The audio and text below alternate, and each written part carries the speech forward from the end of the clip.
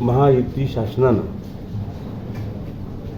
त्यामध्ये आपले मुख्यमंत्री एकनाथ शिंदे साहेब असतील, उपमुख्यमंत्री देवेंद्र भाऊ असतील, तिसरे मुख्यमंत्री या उपमुख्यमंत्री आपले दादा आहेत, अजितदादा पवार आहेत, ह्या लोकांनी एक स्कीम जाहीर केली. त्या स्कीमचं नाव आहे मुख्यमंत्री माझी लाडकी बहीण योजना. आणि ह्या योजनेचा प्रस्ताव कॅबिनेटमध्ये घेऊन तो मंजुरीला घेतला आणि त्याची प्रक्रिया चालू झाली. प्रक्रिया चालू असताना निश्चितच याचं जनतेनं, माझ्या माता बहिणीनं एवढं मोठं स्वागत केलं, याचं समाधान व्यक्त केलं.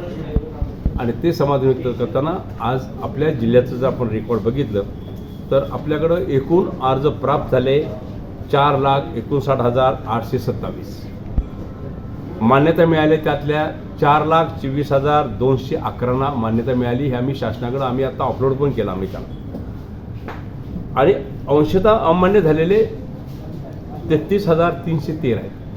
आणि ह्यातले पण काय अर्ज 14 तारखेच्या मिडनाईटपर्यंत 12 वाजेपर्यंत ह्यातले पण काय अर्ज तर त्रुटी दूर करून जर आले तर तेही ह्यामध्ये ॲड होतील. आणि 17 तारखेला राज्यस्तरीय एक मोठा कार्यक्रम पुण्यामध्ये मुख्यमंत्री आणि दोन्ही उपमुख्यमंत्री हा कार्यक्रम माझी लाडकी बहीण योजना ह्या योजनेचे पैसे वर्ग झालेलं बटन दाबणार आहे.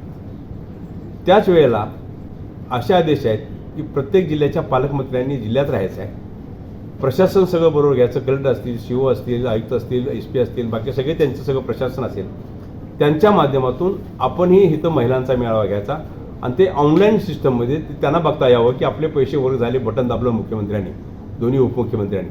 आणि हा जा लाईव्ह कार्यक्रम आम्ही 17 तारखेला, आम्ही ही टेंटेटिव्ह तारीख आहे पण 17 तारखेला होईल आणि त्यानंतर सगळ्या महिला घेऊन आम्ही हा कार्यक्रम आयोजित करतो. तर ह्या दृष्टिकोनातून काम करत असताना निश्चितच एक मोठी एक स्कीम आपण ही तयार केलेली आहे. त्यामध्ये काही त्रुटीमध्ये टोटल अमान्य झालेले अर्ज खूप कमी आहेत, 1%, 2% पण नाही आहेत, 0.5%. त्यामध्ये 2,303 फक्त रजिस्ट्रेशन झालेले अर्ज. आणि त्यामध्ये निश्चितच ही स्कीम मगाशी सांगितलं की ही स्कीम आता हा लॉट 14पर्यंतचा लॉट जाईल. 31पर्यंतच्या नोंदणी आपण 14पर्यंत घेतोय, 17ला तो डिक्लेअर करतोय. मागले जे अर्ज येतील ते पुढे त्याची तारीख डिक्लेअर करून त्यावेळी आपण अपलोड करणार आणि त्यावेळी तो कार्यक्रम घेऊ. आणि असं करत करत ही पहिलं सांगतो की ही स्कीम आत्ता झालं म्हणून ती बंद होणार नाही, ही स्कीम कायमस्वरूपी चालू राहणार आहे, एवढं मला आपल्याला सांगायचं आहे.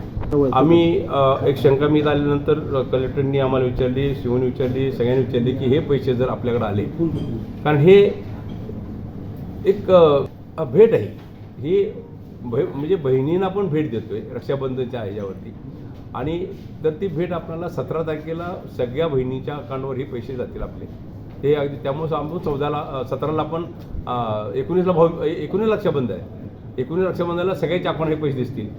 आणि हे पैसे जर बँकेत आले, जर एखाद्या माता बहिणीचं कर्ज त्या बँकेत असेल तर हे कर्ज बँकेने कुठल्याही हे पैसे कर्जाच्या पोटी वर्ग करू नयेत असे आदेश ताबडतोब द्यावे लागतील, असं मी आता चीफ सेक्रेटरीशी मी आता फोनवर बोललो आणि त्यांनी सांगितलं ते मान्य केलं की आपण आता आदेश काढू.